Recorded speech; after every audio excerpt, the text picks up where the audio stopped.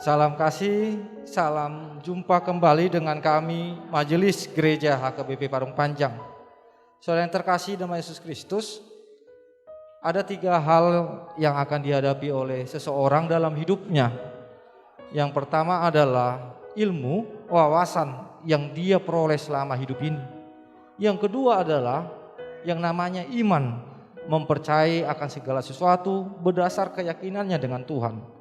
Yang ketiga adalah yang akan dihadapinya, yang diterima dalam hidupnya adalah penderitaan, tantangan dan cobaan, rintangan di tengah-tengah kehidupan ini. Yang menjadi persoalan adalah ketika penderitaan datang, apa yang dipakai oleh seseorang untuk menghadapinya? Karena jika dipakai ilmu, banyak orang-orang pintar yang tidak bisa menghadapi persoalan hidupnya menjadi putus asa dan bahkan bunuh diri. Oleh sebab itu, kita pasti semua menerima yang namanya ilmu, kepintaran. Tetapi untuk hal menghadapi yang namanya pencobaan, penderitaan, tantangan, perlu ada yang namanya iman kepada Tuhan, sehingga kita dikuatkan. Berdasarkan itulah kami membuat renungan yang akan menguatkan saudara untuk menghadapi setiap persoalan-persoalan. Dan biarlah melalui renungan ini saudara boleh menemukan jawaban-jawaban yang Tuhan berikan kepada saudara menghadapi setiap persoalan-persoalan kehidupan.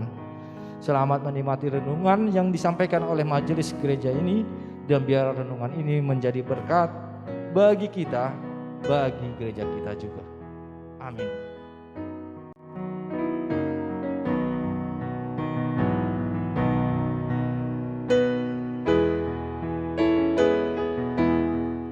Saudara yang terkasih, selamat pagi. Kita berjumpa kembali dalam kasih Tuhan. Marilah kita syukuri perjumpaan kita dalam pagi hari ini dengan firman Tuhan yang mengajari kita. Terlebih dahulu marilah kita berdoa. Terima kasih Tuhan atas pagi yang baru yang Tuhan berikan kepada kami, dan biarlah kami mensyukurinya dengan firman Tuhan yang selalu mengajari kami.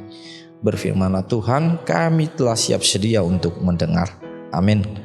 Saudara yang terkasih, firman Tuhan yang menyapa kita pada pagi hari ini tertulis dalam Markus 13 ayatnya yang ke-11. Demikianlah firman Tuhan. Dan jika kamu digiring dan diserahkan, janganlah kamu khawatir akan apa yang harus kamu katakan, tetapi katakanlah apa yang dikaruniakan kepadamu pada saat itu juga, sebab bukan kamu yang berkata-kata, melainkan Roh Kudus. Demikianlah firman Tuhan. Saudara yang terkasih, ada yang mengatakan tujuan menentukan proses. Ketika ingin menuju suatu, pasti akan ada proses yang harus dilalui. Sama halnya dengan emas. Ketika kita ingin melihat mulianya kadar emas, emas itu harus ada dalam suatu proses, yaitu dibakar agar terlihat berapa kadarnya. Oleh sebab itu, semakin mulia tujuan yang hendak diraih, kita harus lebih menyadari bahwa akan ada proses juga yang akan kita lalui. Oleh sebab itu, dalam prinsip iman, dalam prinsip kepercayaan juga seperti itu.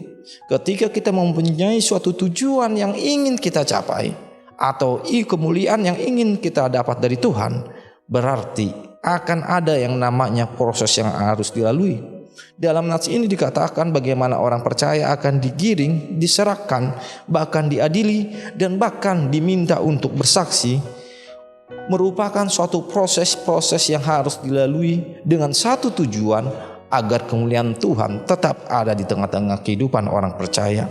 Oleh sebab itu, ingatlah di setiap tujuan harus ada proses yang kita lalui. Dalam hal cita-cita, keinginan juga seperti itu.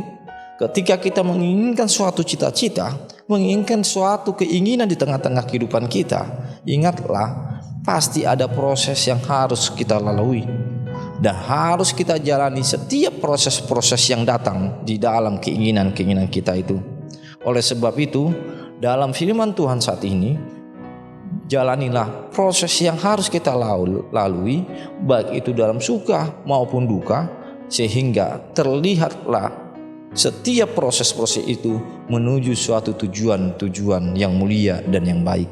Yang kedua, Bagaimana firman Tuhan menyapa kita saat ini, di setiap proses akan ada penyertaan yang diberikan oleh Tuhan dalam hidup kita. Dan pernyataan ini dalam nas ini mengatakan bahwa akan ada Roh Kudus yang mengajarkan kita untuk berbicara, untuk menjelaskan segala sesuatu yang kita lakukan, bahkan yang dituduhkan kepada kita. Oleh sebab itu yang kedua ini mengingatkan renungan di dalam proses yang kita lalui, kita tidak pernah sendiri. Kita memperoleh yang namanya penyertaan Tuhan di setiap proses, di setiap kesulitan-kesulitan yang kita lalui. Di dalam proses gereja kita saat ini, kita sedang mempunyai suatu tujuan agar dapat mendirikan yang namanya bangunan di tengah-tengah daerah kita ini. Kita mempunyai tujuan yang sangat mulia, tujuan yang sangat kita inginkan, tetapi kita harus ingat bahwa kita juga harus melalui yang namanya proses-proses yang kita lalui. Proses ini memang tidak gampang, sulit, penuh tantangan, bahkan penuh keputusasaan. Tetapi ingatlah firman Tuhan saat ini, di dalam setiap proses tersebut akan selalu ada penyertaan Tuhan di tengah-tengah proses yang kita hadapi. Selamat menjalani segala keinginan kita, cita-cita kita, dan ingatlah di dalam setiap proses yang akan kita jalani, disitulah Tuhan bersama-sama dengan kita. Amin. Kita berdoa. Terima kasih Tuhan atas anugerah Tuhan melalui firman Tuhan yang mengingatkan kami, di mana kami Tuhan mempunyai suatu tujuan-tujuan dalam hidup kami maupun dalam iman kami. Dan biarlah kami boleh menjalani setiap proses-proses itu dengan firman Tuhan yang menuntun kami, menguatkan kami, sehingga kami Tuhan boleh sampai di dalam tujuan kami, boleh meraih segala cita-cita kami. Terima kasih Tuhan, di dalam Kristus Yesus kami berdoa dan mengucap syukur kepadamu. Amin.